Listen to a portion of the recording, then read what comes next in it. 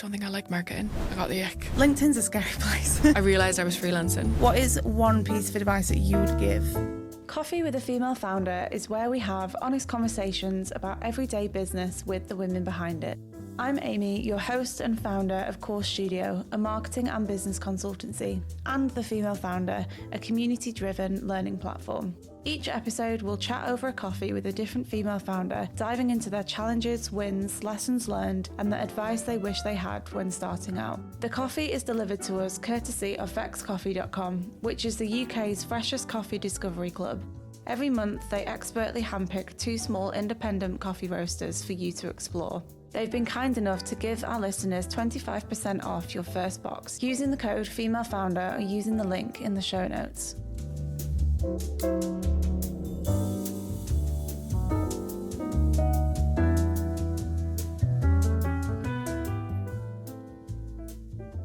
On today's episode, we have a serial project starter, an email marketing specialist, and a personal brand queen, Margaret Ward.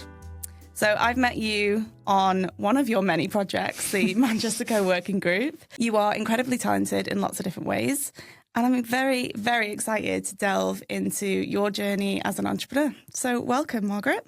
Thank you so much for having me. I'm so excited. I'm so excited to do this with you today. Good. I'm really looking forward to it. I'm very happy. So let's start at the very beginning, your entrepreneurial journey. Have you always had that entrepreneurial drive? I would say yes.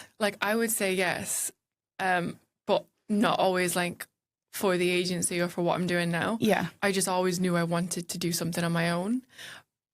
That's from I have the earliest memories, I was probably 12 or 13, that I knew I wanted to do something on my own.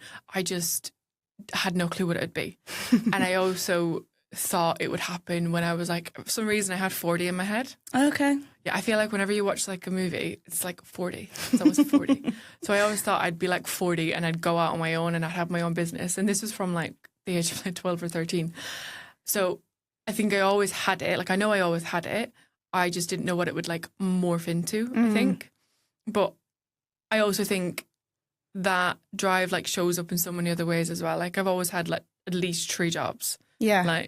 I've been busybody. Yeah, I'm just a busybody. That's what I call it. Did say serial project starter. Yeah, yeah. But this is Margaret, age 16. Always had 3 jobs and all of that, and I always find those people always end up going on to do their own thing because they're never tied to one person. And I was never tied to college. I was never tied to just college. I was also doing all these other jobs, and I feel that those types of people always end up starting their own business. Yeah. So yeah, I'd say it was always there. It just happened a lot earlier than I thought it would. Yeah. A lot earlier. Yeah, that's good in a way. Gives you a head start. What kind of jobs did you do in your early years? I've done everything. The jobs I would always get, I would always think, one, what discount can I get? All right, that would be part of it. And the other part would be how one job would at least be the discount. And then the other job would be something that would get me towards my goals. Yeah. So whatever it was. So at this point, I really wanted to be a midwife. And it was at baby sensory. Baby sensory is basically where newborn babies come with their mums or parents, and they literally just do sensory activities. Okay. So it was so much fun. It was so cute. We just sang songs and they played with all these little things, and I had the chance to just speak to all the mums, which is what I really wanted to be there for, is to understand their experience, through birth, or some of them might have adopted, things like that. That was my first ever job, and then I was a party host, which I loved. It was so much fun. And then I worked on the reception within there as well. So did you go to uni or did you just? Yeah, I did uni. You as well. did? Yeah. Okay. But I took 2 gap years because my original plan was to be a midwife. So when I went to college in the UK as well, and I had planned at that point still to be a midwife. But super long story short, I had a lot of operations on my foot. Okay. So I basically just had to deferred a year at uni. And then it came to the point where I was I physically wouldn't be able to do the job. Yeah. Because I had to be on my foot quite a lot, and my foot wouldn't be able to handle it. So that was when I again, really long story, but that's when I discovered marketing. Yeah.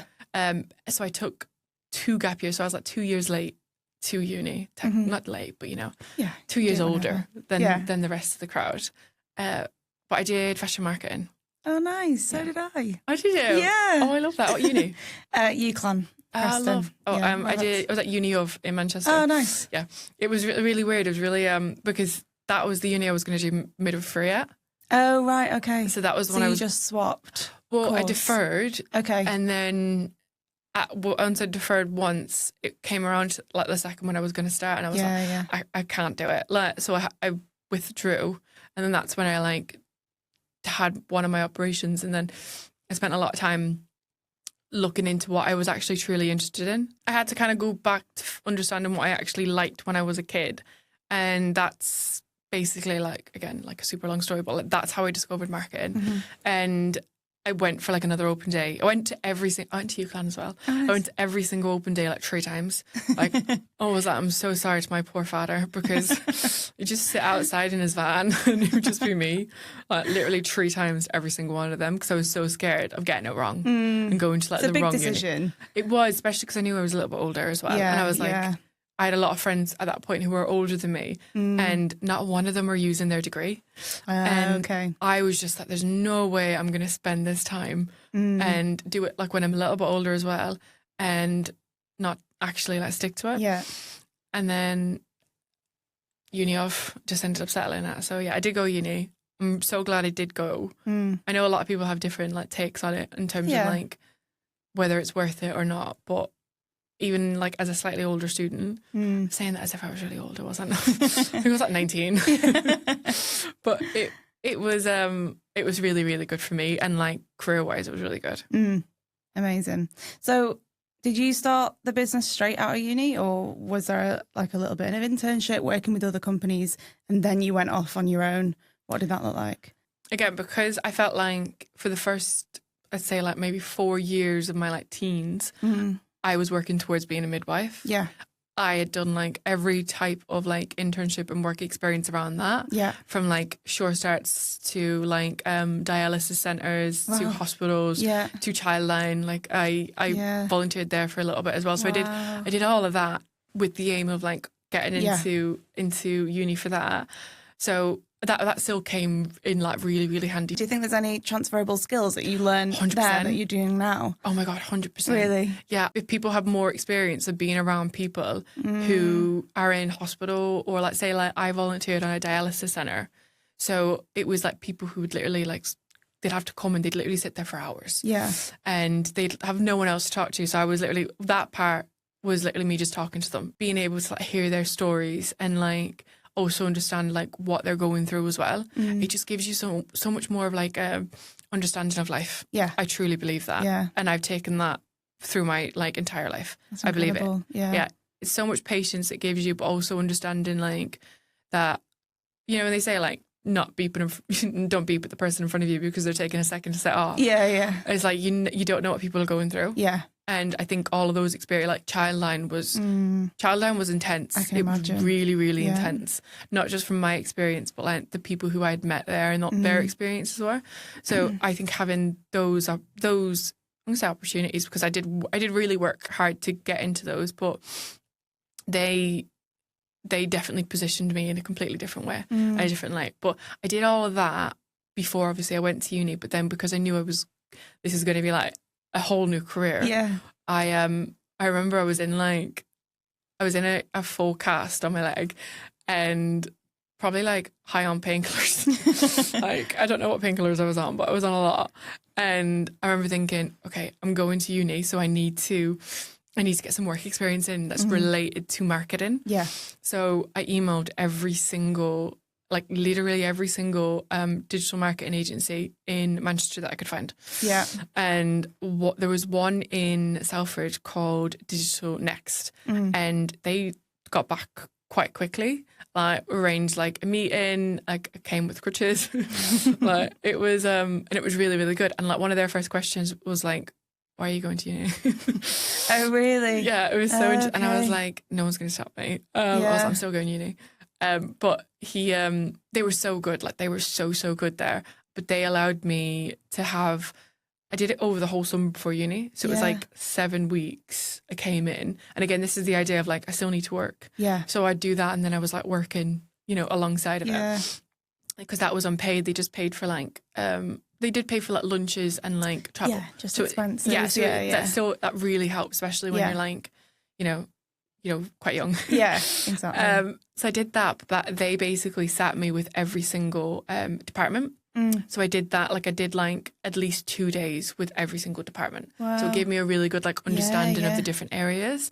So then when I went to uni, it was like, it made sense. And then from there, there's a company in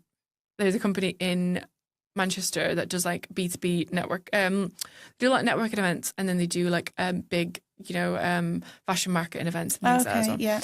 And they basically came in for a talk on my first day of uni. And I remember he asked and he mentioned that they had interns at one point, and I remember walking up to him at the end of it, and my mind just went blank because I was like, I'm sweating. I was like, I'm about to pass out. But I was like, you mentioned once that you had interns. I was like, would you like another? And I basically did that for about 3 months unpaid. Okay. And then that turned into a paid position. Oh, wow. Just Whilst because I you're still asked. Yeah. I literally just asked. That's I literally amazing. and I was like, people just don't ask for things. Yeah, honestly. The worst they can say is no. Yeah, literally the worst they can say is no. I would have still stayed if he said no because it was really good. But it was because I was working 2 other jobs and I was at uni. It was just a lot. So then I was doing that as well. And I think that was like 2 days a week or something like that, 2 or 3 days a week. So that was a lot. Yeah. So I was like, I needs to be paid. Yeah, And it was also during like the work day. So I was like going there, leaving for a lecture and then coming back and like, and all of that. So that turned into a paid position. And then I just did more. Even, I think this is one thing that like, I credit about myself, but I think other people should be a little bit more open to as well, is I might have been getting paid for these positions, but I wasn't like too proud to do something unpaid then. Yeah. To get some more experience in something that I had absolutely no clue in. Yeah, just getting yourself out there. Yeah. Yeah. So I did a lot more of those with brands specifically, and then like worked again. Every one of them led to like paid positions. I just did that loads basically within like the first year of uni, and just did loads of different like types. Yeah. And then I realised I was freelancing. It technically counted. It technically counted as freelance. And I only realised it when someone actually said it to me. And I just thought I was working part-time, a lot of part-time positions, and I had to pay my own taxes. Okay. That's just what I assumed, but I didn't really know what freelancing was. So then I started, like, when I knew what freelancing was, I put a plan together, you know, and then I started to like freelance quite a lot, like in the second year. So stepping away from like the internships and things like that. And then did that full time basically second year, and then left all my retail jobs because I still had those retail positions. Oh, I was at Flannels as well. Oh, nice. Yeah, I worked at Flannels because I was like, I'd love to work within the luxury sector of marketing. Yeah. So I was like, I need some experience within luxury products. And I did that. So everything was strategic. Everything was Nothing strategic. was by accident. No. And again, this is the thing about not being too proud when it came to it. I was working literally full time freelance whilst at my second year of uni. But I knew there was a stigma around, I had like experience with fast fashion brands. So I'd done it with like Pretty Little Thing. I was there for a little bit as well. And there was a certain stigma about working within fast fashion and then being able to get to luxury brands. So I basically at that point in my little strategic brain, I was like, if I'm not going to be able to get a freelance client within any luxury space, I'm going to go work in a retail position. And I think I did like 4 hours a week. So it was nothing. Not but at really. least you got it on your CV. Yes, again, I got a good discount. Yeah. Got the discount. But I also, I got it on my CV, and I was able to actually be up close and personal with these like brands. So everything was strategic in that way, but it was, again, not being too proud to be like, yeah, I might be working freelance and it might be full time, but I'll still go work retail to get that extra bit to show that I have it. So basically I was doing that quite a lot. And then in my final year, that was during COVID. Okay. So I still got a first. And Wow. I have no idea Well how. done. No, I have no idea how. I'm like, it was fixed. No, because it was during COVID, so everything was online, and I'm much better with like person. projects versus Yeah, exams. yeah. I was awful at exams, not good at Okay. exams. So I'd always make it up in my projects. Yeah. But it was all, and the exams were like 2-day open book ones. So it's basically Okay. like a project, Yeah. you know? You had exams? Yeah, we had That's exams. crazy. I did not have an exam. I was awful at my exams. I'd Wow. get like, I would literally get like below a 2, like I'd get like a 2-2 or a 2-1 in exams. I was so bad at Okay. them. Just but the then pressure. I just, it's a memory game, isn't it? When it comes Yeah, to of exams. course. Yeah. That's what I believe. And then my friends, my 3 closest friends who I'm still really close with, they would get like 98%. Wow. And I was just there like, what are you doing?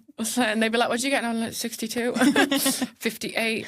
But then in my projects, I get like 98. Yeah. So it brought it up. But Yeah. then during like COVID that year, everything was basically a project. So that's the only thing that saved me, literally. That's but good. because I was able to do that, I was able to freelance full time. Okay. So like, as in like, it wasn't full time, it was like 7 days a week. Yeah. Yeah. It It was is, quite a isn't lot. it? And that's basically where the agency came from, because I was working with a lot of, it's a long story now, but I was working with a lot of agencies. Yeah. So most of the ones kind of in Manchester, and I was white labeling under them Okay. during that. So I moved away. I worked with some brands, but it Yeah. was mostly agencies. Okay. But I didn't really like the way agencies You were working. worked. Yeah, yeah. Yeah, it was very like, even the idea that like I might have had like 2 years technically under my belt, but I wasn't that experienced. Yeah. And they knew how experienced I was. Okay. And I was working with huge clients who I knew were paying like huge retainers Yeah. and expecting an agency of like these 15 years that these guys and people were like promoting. And I was like, it's not like, I don't have 15 years experience. Yeah. I was like probably like 22 at this point. Yeah. So I was like, I don't have that. There was that, and then there was loads of other things as well that made me think about it. But yeah, and then it basically freelanced so much so that towards the end of my 3rd year, I remember sitting and I was like, should I go get a full-time job? I was like, because I've never had one. Okay. I've never actually worked full-time for anyone. Wow. So I was like, am I meant to go do that? Yeah. Like, will people take me serious? It was like a 2-minute flash, basically. Didn't last long. Yeah. And then the next day, I sat down with Aidan and we drew the logo out for Cladda Creative. Wow. And that's basically, and then, so the agency started, I think it was like technically the September after I finished uni. Like the agency officially like launched. That's incredible. It's a long story. Yeah. No, but it's a good one. How did you decide to go down the email marketing? Because we'll talk about the business properly in a second, but how did you pick email marketing? Because you obviously had experience in lots of different areas of marketing. Where did that come from? It was actually quite a long journey, I'll say as well. When I first started, like I'm such a fan, and I'll push anyone who asks for like recommendations. I'll always say, do everything. Yeah. Like try everything, because I remember I was still freelancing, but I was like maybe 2 years into it, and I was freelancing, and I was literally like, I don't think I like marketing. Oh, really? Yeah, I was like, I don't think I like it. But it was the side I was doing, and I was doing email marketing as well, but I was doing more on the B2B side. Okay. And I was like, I don't think I like this. I'm not too sure. And then I remember I had a big panic, because this was like probably like a 6-month period where I wasn't sure. And then I was like, what am I going to do, basically? Yeah. And then I went to an agency, and it was a one-woman like band agency. So it was a small agency, but it was during there that like I saw more of what I actually liked, which is like the community aspect, the content aspect, and working with just nice people. Yeah. That makes a big difference. Massive difference. So when I then started freelancing on my own, I did a bit of everything. So like email, influencer marketing, social media, all of that. Yeah. And I still, like, I love social media. I love that side of things. I love influencer marketing. Yeah. I love all of that as well. But so when we did the agency, we had all of those. So we did like a bit of branding. We did a lot of copywriting. Okay, so it wasn't specialist straight away. Okay. No, it wasn't. We actually only went specialised this year. Oh, no way. Yeah. Oh, right. So we did like influencer marketing, social media, organic. Yeah. We did branding. We did copywriting, and then we did email marketing. So it was like It was a lot. Yeah. Oh, and then we did content creation. So we did like a lot of shoots. Wow. Which is really okay. cool. Like we've done like shoots in like Ibiza and like Oh, wow. all over. Like it's been really, really Yeah, cool. And I yeah. love that side of things. But so we were doing that basically, and we were growing the team. Mm-hmm. And it was probably like a year and a bit ago that we like sat down. It was like a realization that was coming for quite a while, is that like I love the social, the influencer, all of that, but more so working from a strategic point of view. So Clara Creative like sits here, but then I do quite a lot of strategy. Okay. And I do a lot of mentorship. So I work with a lot of different businesses outside of the UK predominantly from a strategy point of view. Okay. And that'll be like for their social or branding or like even like around product development and things like that as well. So I love that side of things, but that's me. That's you. I can't like package that up necessarily and have someone help me with that. Yeah. But then when it came into the actual like delivering of services, my favorite has always been email marketing, hands down.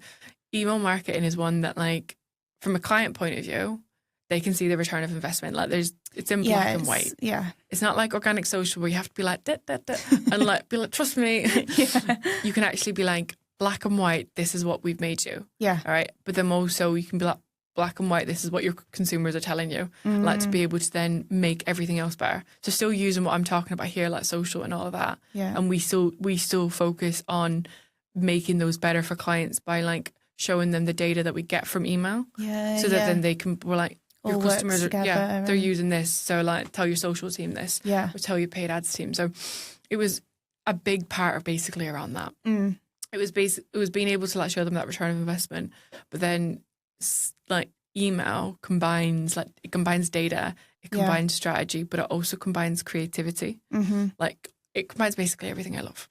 And we knew like from everything, for every bit of experience that I've had within this industry, I believe email marketing is the one that's like left on the shelf that people don't like understand. Yes. So they just neglect it. And I was like, I want to have the best email marketing agency. Yeah. Because I feel like there's a gap in the UK. Like, I do believe there's a big gap. Outside of the UK, they're smashing it. So I guess in your opinion, as an email marketing specialist, what actually makes a great email that actually converts?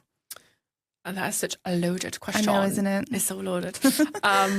But I think coming back to like the data side of things, I talk a lot about like the idea of like your pre-marketing checklist, right? So the things that you should be doing for your business before you even try to market. Yeah. Right. And this comes back to like this as well, because if you as a business don't understand your actual customer journey, so you don't understand like where your customer is before they actually even get to that email, then the email's just not going to convert. So I'll always say, and this is so important, this is why when we talk about email, it's not just sending an email out, it's so much more before and then so much after. Yeah. And the bit before is understanding that journey. Like I want to know if this consumer is coming through a paid ad, what is that paid ad? Right? Yeah. What are they seeing? What tone of voice is it? What message is it pushing? Like what emotion is it meant to be evoking? And then when they get into the website, what's their experience as well? Yeah. And then if they're then going on to the pop-up and then they get the emails, like we need to be thinking about it in that way. And then again, like going back to the ad side, if they're remarketing, so it's someone who's already on the list and they're sending like remarketing emails to remarketing ads, what are they? It's so important to understand what your consumer is actually seeing. Okay. And businesses really don't take this into account. Like I spoke to a potential client not that long ago, and they basically have had a load of issues with their returns taking so long to go back to the actual customer. Okay. And they've had loads of like complaints, like on their Trustpilot, their Reddit, like it's been everywhere. And then they're sending like all these like whoopity-doo emails. Okay. And could you imagine in the post-purchase? And you're just there like, what's going on? Where's my refund? Yeah. And that happens so often. Like that happens so often. So in terms of if you're actually looking for like true conversion, you need to understand what they've experienced on all of this. And this is why we talk about like all of your channels should be communicating to each other, and they'll be slightly different. So like what someone experiences on like Instagram will be slightly different to what they'll experience on Pinterest or TikTok or LinkedIn or your website or, you know, paid ads or whatever it might be. It'll all be slightly different. So then it's thinking, if they've gone through this, what message would actually hit them? It makes sense, right? So say that's like a huge part, which again, so many businesses neglect. And then from there, it's understanding how can you use that alongside of like the actual data that you have, because you get so much data with email marketing, to create segments. So to actually segment them so that you're actually sending them emails that make sense. So like if you're thinking about, again, like conversions, like we, one of our clients, they sell products that are like certain collections that are animal focused. Okay. So it'll be like cats, and their cat collection is huge. So if you can imagine, if you were to buy from this business, let's say 2 or 3 times, and you were to buy cat focused products, and then I send you an email that's like dogs. It's like, if you think about it, most people, it's either one or the other, really, either one isn't or it? the other. They're probably like, absolutely not. Like, they're either one or the other. So it just doesn't make sense.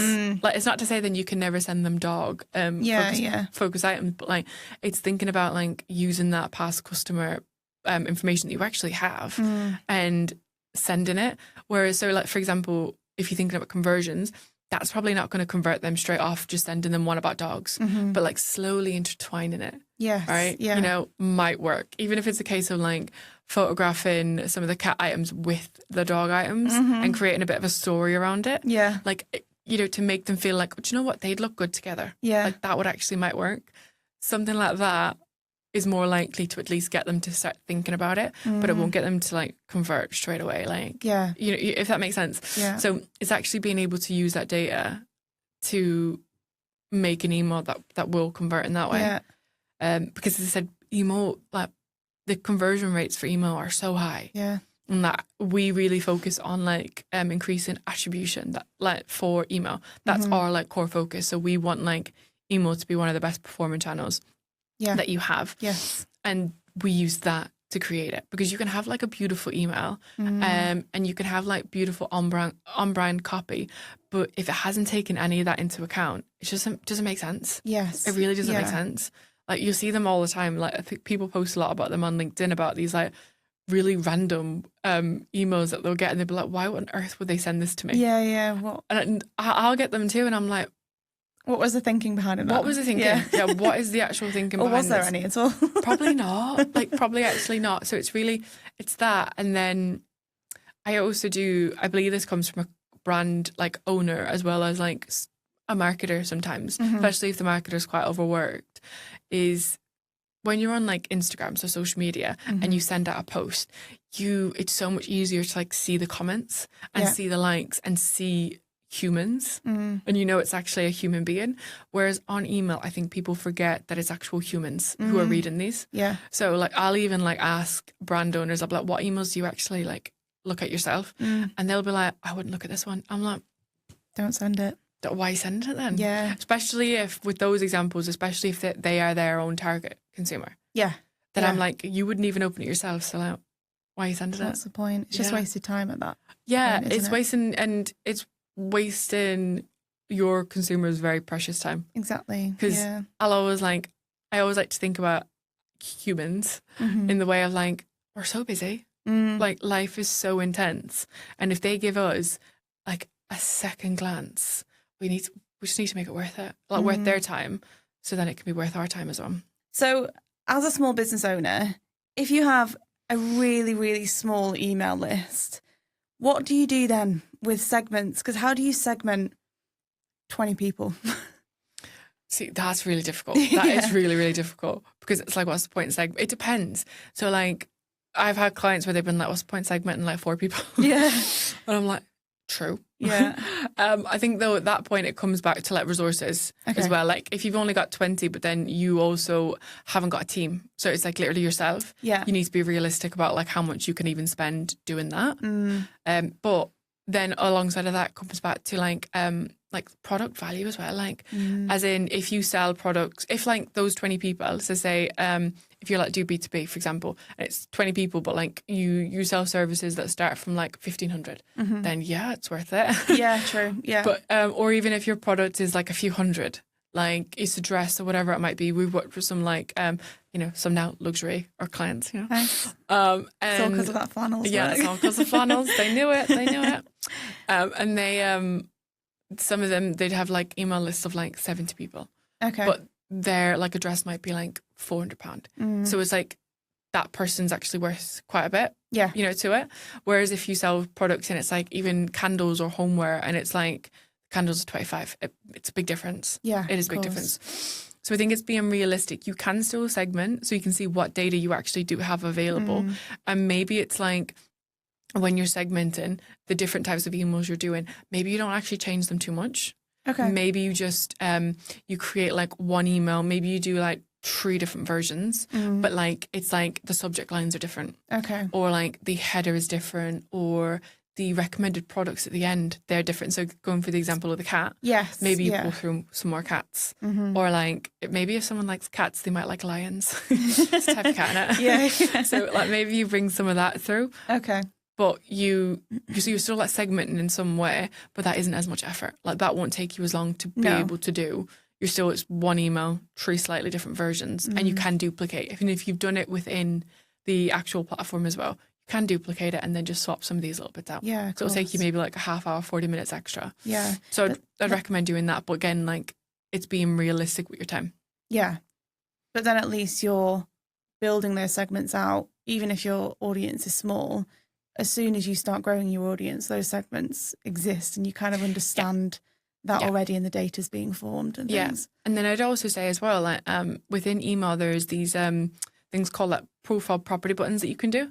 And like the what, sorry? Profile property buttons. Property, yeah. It's like a tongue profile property.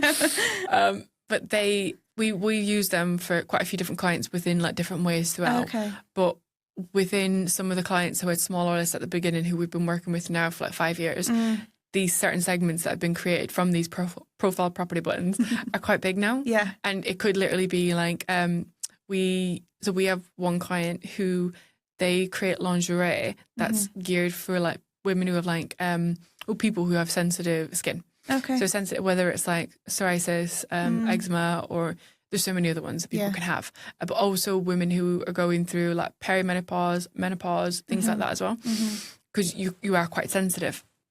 So we created like profile property buttons within their welcome flow. So it was literally just ask them what you're interested in. And it can be literally as simple as that. You can do those on like your pop-ups and things like that. You can do it within the first email you send if you only have a small list. So if you have a tiny list and you sell like certain types of products, or you sell more than what, so you sell like clothes and then you also sell like jewellery.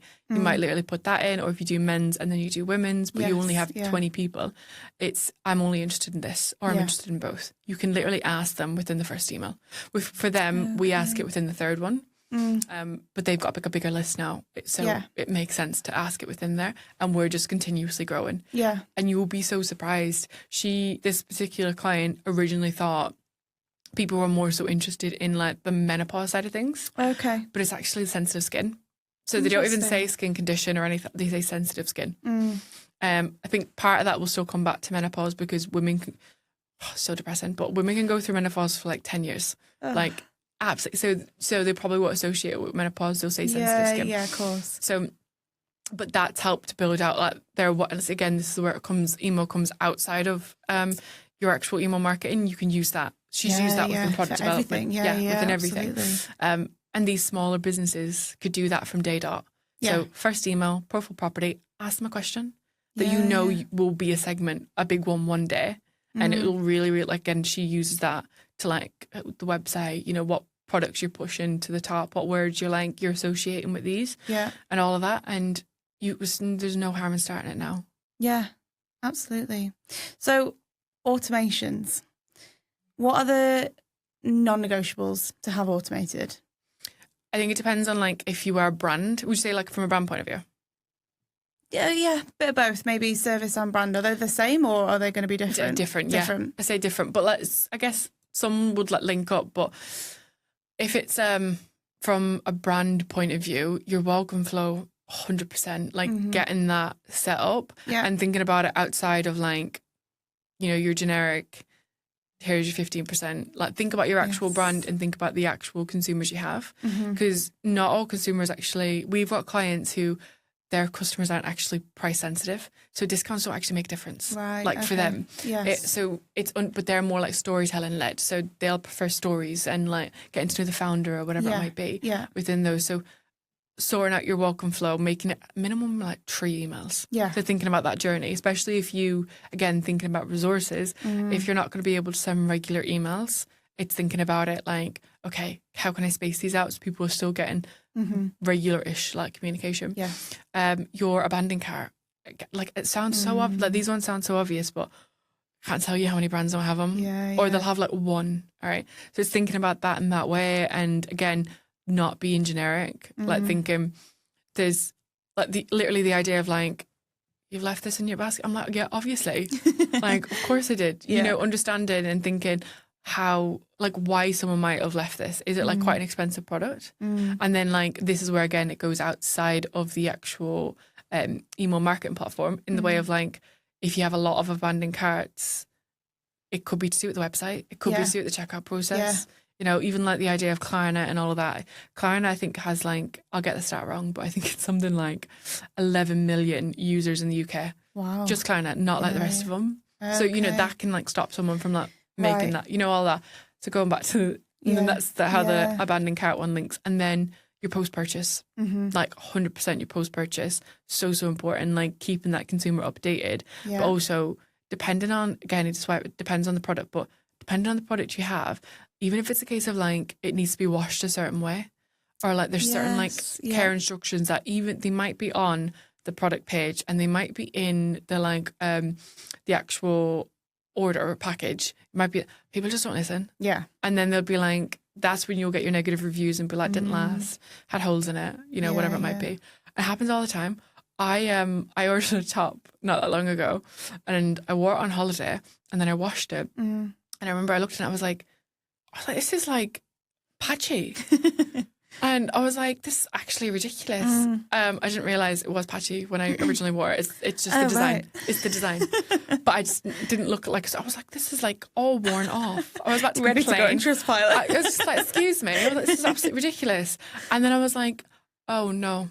Actually, like, do you know what I mean? I'm like, even me, guys. Like, so we just don't pay attention. So you needed an email to say, by the way, this top is going to be a picture of it. A picture of it. Because I went onto the website and looked at the picture and I was like, oh. Stand corrected. How I'm on it. The taco was meant to have a stripe through it. Like, but people just don't listen and they don't look. All right, I bought that. It was only like I think it was like £22 top, so it wasn't like something like super expensive. But I genuinely was about to return it. Genuinely about to return it and be like, so just actually making, even just showing the picture, or like how something should be washed or whatever it might be, like keeping them up to date. And then like we've got some clients who do like certain types of exchanges, or like if they've got earrings, they and you lose one, you can buy a single one. Oh, cool. So making that really, really clear. Yeah. Because people, again, might be on your website, but no one's going to sit and read it, you know? So making that clear. And then I'd also say your win-back flow as well. Yeah. I'd say consumers have so much choice now that we're not as loyal as we used to be. Like everyone used to have probably like one brand that they'd buy from. Now we don't. So, you know, if I'm going to a wedding, I might have like 30 different tabs opened, you know, for like dress. I'll have so many. We're not as loyal as we used to be. So if I bought a dress from you for like a summer wedding and I might just forgot about you. I might love the dress. There's no reason as to why I wouldn't come back. I just forgot. Yeah. Like, remind me. Yeah. It's been a year since your last purchase. Yeah, exactly. Or like, it's been 6 months, you know, whatever it might be. Think about your product offering. So if it's a dress that like is a little bit more expensive and it's definitely more like wedding guest attire, think about like wedding seasons and then when I last bought, and then could you send me a win back flow, you know, within that? Yeah. Like, it's just paying attention with that. But I'd say those 4 ones so important because people are so focused on like getting new consumers through the door when you've already paid for these people. Like if you did ads or events or whatever you've done, or like paid someone to do your social, you've already paid to get them in the door, and you're just letting them forget you. Yeah, exactly. Retention's such a big thing. So big. And again, it's so neglected. So neglected. So I'd say those, when it, from a brand point of view, so important. And then even from like a B2B, like service-based, all of those are the same. Yeah. Literally all of those, I'd say, are the same. In terms of like, if people have put an inquiry in for you and then they just basically ghosted you, that's basically like your abandoned cart. So it's like thinking, okay, why...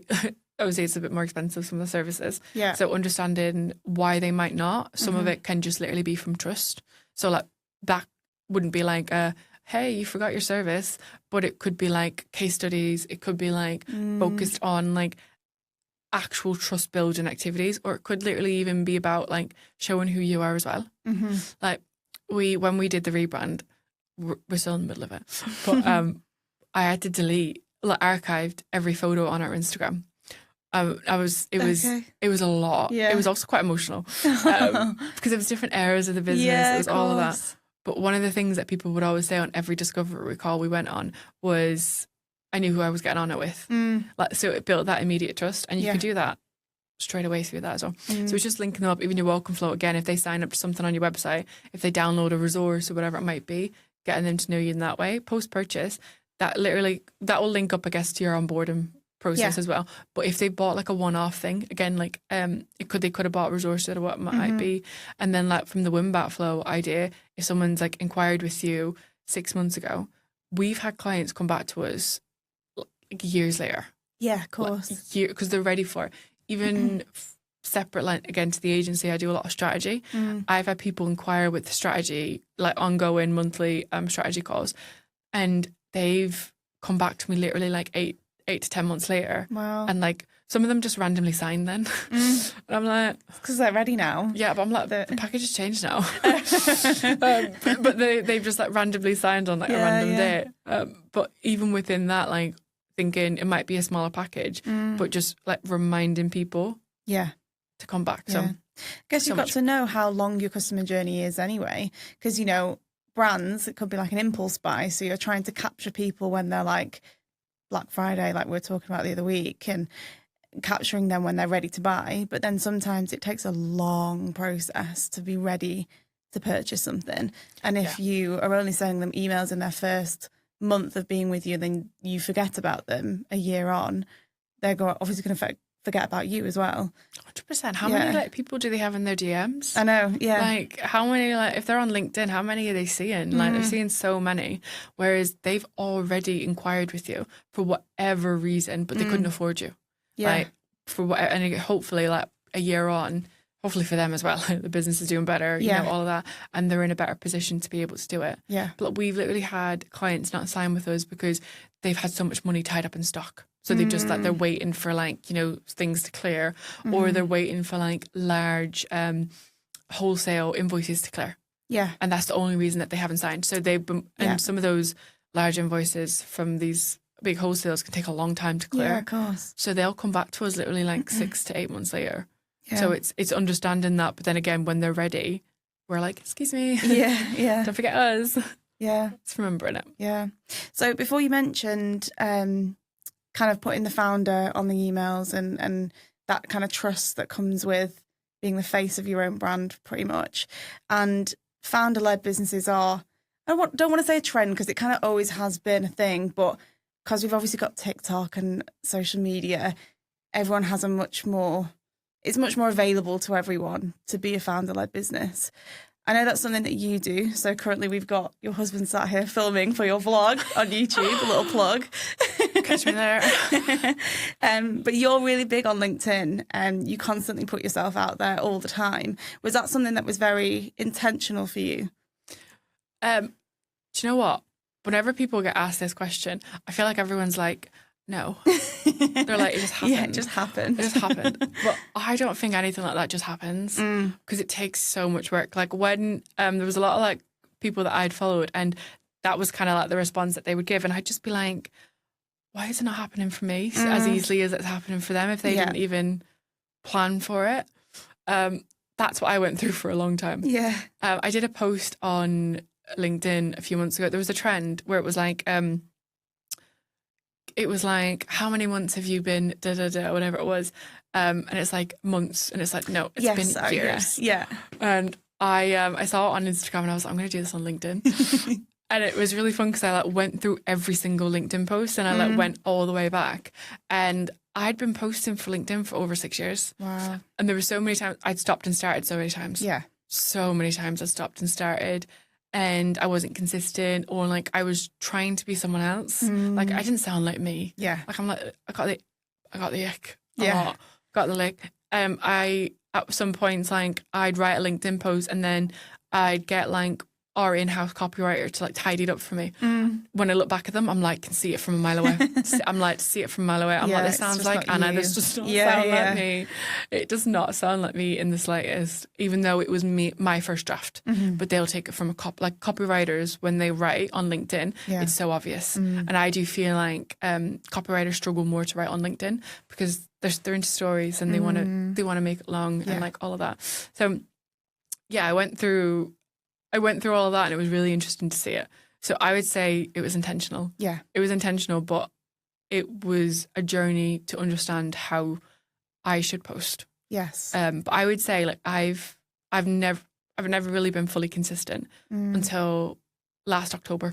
Okay. It was last October that I was like, no, I'm going to do it. Yeah. But I'm going to build it up and do what feels. Because people talk about the idea of like being consistent on something, but I know it's like basically the same word, but like I'm more about the idea of being like realistic. Yes. In terms of like what, like doing like 3 posts a week sounds so easy. But do you know what? It's not if you've never done it before. It's like doing 3 workouts. It's not realistic. Yeah. Like, so what was realistic for me was doing 1 a week. Okay. And then like building that from there. So yeah, 100% intentional. Yeah. I knew what I wanted to build from it. So there's always been like a plan in place with that. Yeah.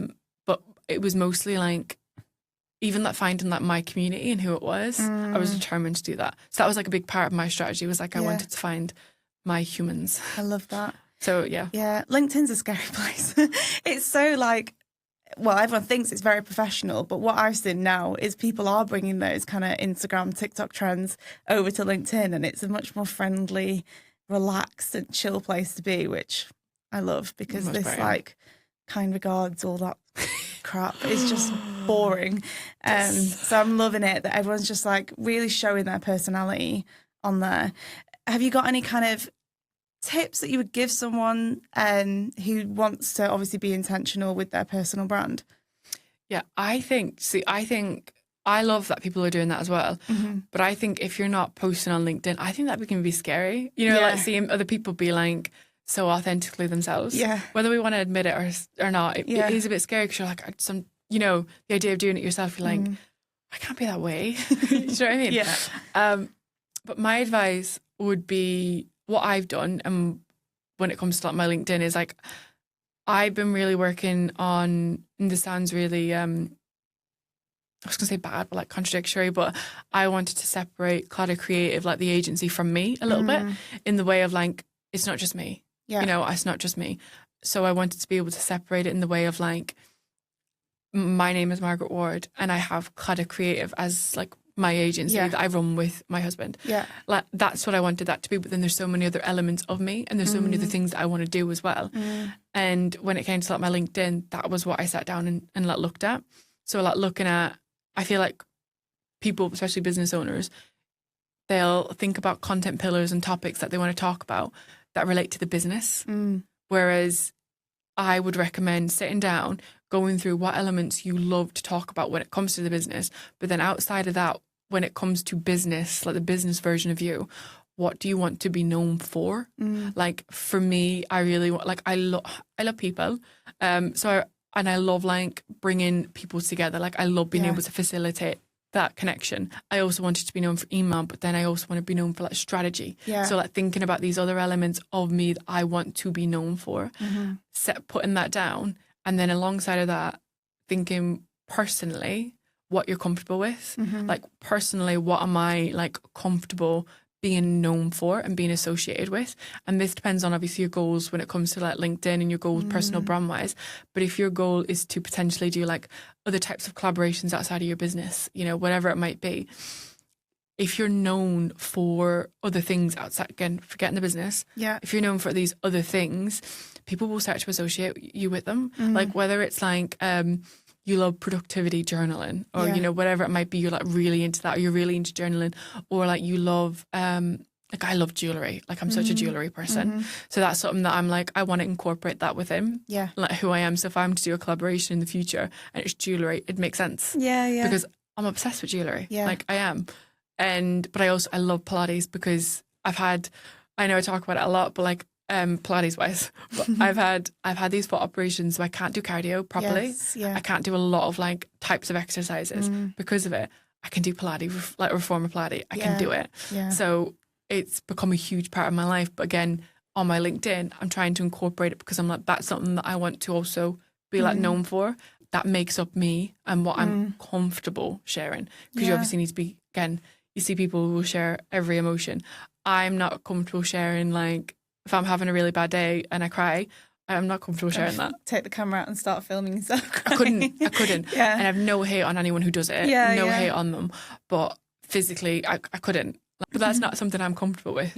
And I wouldn't want to be known for it in that way because that's not authentic to me. So I think understanding those really, really like helped me to then be like, when it came to actually posting on LinkedIn, I find it so much easier than I ever did. Because it's natural and authentic to you. It doesn't feel forced. Exactly. And it doesn't feel like it has to all be about Clara Creative. Because I'm more than that. And I think that's really important for businesses and business owners, especially at the beginning. It sounds like it can't be because like we refer to our businesses as our babies. And like Clara Creative in every way, like, is my baby. Like, she's like out of the toddler stages. Like, I love her. She's gorgeous. But it can't be me. It can be my baby, it's fine, but it can't be me. And when I was posting on LinkedIn previously and I kept stopping, it's because I kept writing for the business and not everything outside of it that I also am. So that's a really long recommendation, but that would be my recommendation is to sit and do that, have a little vision board day with it, like get a big, I'll always do it with like vision boards. I always get confused. A4, A3, A2. So A2 is the really big one. I'll do it on an A2 and I'll do like a big mind map. I'll do it. I'll put like Margaret's content and a little flower around it. Nice. And I'll sit and I'll write it all out. Like I've always done that. And that's how I get it all out. So however you get it out, get that out and then just start. Clearly just start. That's so interesting. I love that. So to finish off, I know we've already given tips here and there and everywhere. But in general, encompassing everything that you know about business, what is one piece of advice that you would give a new business owner that's just starting out? I actually did this way too late. Not too late, but like it took me a really long time.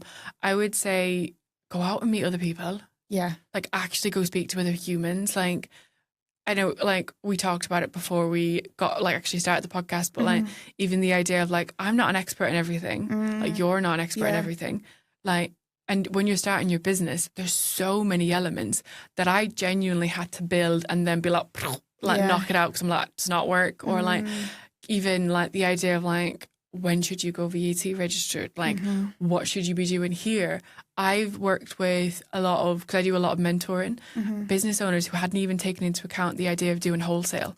So when they like priced their products, they didn't price them with that into account. So they couldn't do wholesale now. They trapped themselves into it. So my biggest piece of advice would be go out and speak to people. Like, I feel like business owners really, really struggle with that at the beginning. And I don't know if it's an ego thing. For me, maybe it was. Like, I don't know. But I just didn't go and speak to people. I didn't ask for help. I didn't ask for advice. The only advice I really got was from like clients. Who helped me. Like, I had so many mentors who served as clients. Clients who served as mentors. But when I started to actually physically like build that community of like people who do what I do, but also who would technically be competitors. But then also people who do absolutely nothing like what I do. Changed everything. Genuinely changed everything. Number one recommendation, no matter where you are, even if you're like, I'm starting the business next year, like why not go out and find people who are doing it now? Start talking about it now. Go speak to them. Like, tell me you'll buy them lunch and ask them a couple of questions. Like, it makes all the difference. Honestly, that's such good advice, because I have found that. So I started my first business during COVID, and obviously it was very difficult to go out and speak to people then. But now that I'm starting this one, I'm going out and about and I'm talking to different people, and I barely have to do any kind of business development outreach anymore, because everything's kind of coming 100%. To me, and literally just putting your face in front of people. It just makes such a big difference. And like, everyone's willing to give up a little bit of information. Nice people are. Yeah, 100%. Yeah. But also not even like, they don't even have to be actually that nice, because I feel like it's an ego thing for some people. They like to be like, I know what I'm talking about. Yeah, exactly. So they might do it more so for themselves and for that bit of pride. And I'm like, it's grand. I'm like, I'll feed your ego. I'm like, I'll water that up, right? As long as I learn from you as well in that way. Happy for it. Most people will say, like, they'll say yes. Or like, I did a post on it, on this idea of like even mentorship this morning, and I've had people say no.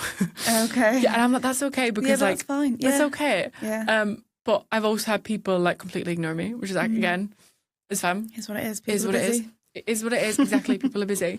But then the people who have said yes, like, I've had amazing conversations, like, and even the idea of like what I do. So it's not, again, I recommend making sure that you make friends with your competitors. Right? Yeah. Like, that has changed the game for me, even in terms of our pricing.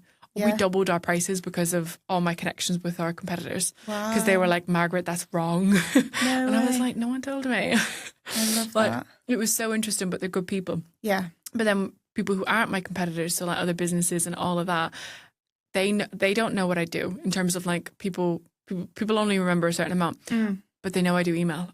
So they'll be like, as soon as like someone's talking about, they'll be like, Margaret's email. Margaret's email. Yeah. So it really, really helps that build your business in that way as well. No matter whether it's service-based or like product or whatever, it really, really does help. And then you learn so much from these people as well. Like, 100%. It makes all the difference. It does. Amazing. Well, thank you so much for being here, honestly. I've learned loads, so I'm going to go and segment my audience. But thank you so much. I really appreciate it. Thank you so much for having me. Coffee with the Female Founder is hosted by me, Amy Cole. If you're interested in finding out more about the Female Founder, sign up to the waitlist at www.thefemalefounder.co.uk. The podcast is recorded and produced by QPod Productions in Oldham, Greater Manchester. For more information, visit kupod.co.uk. If you enjoyed the podcast, please make sure you give us a like, share and follow. If you would like to feature as a guest, please email amy@thefemalefounder.co.uk.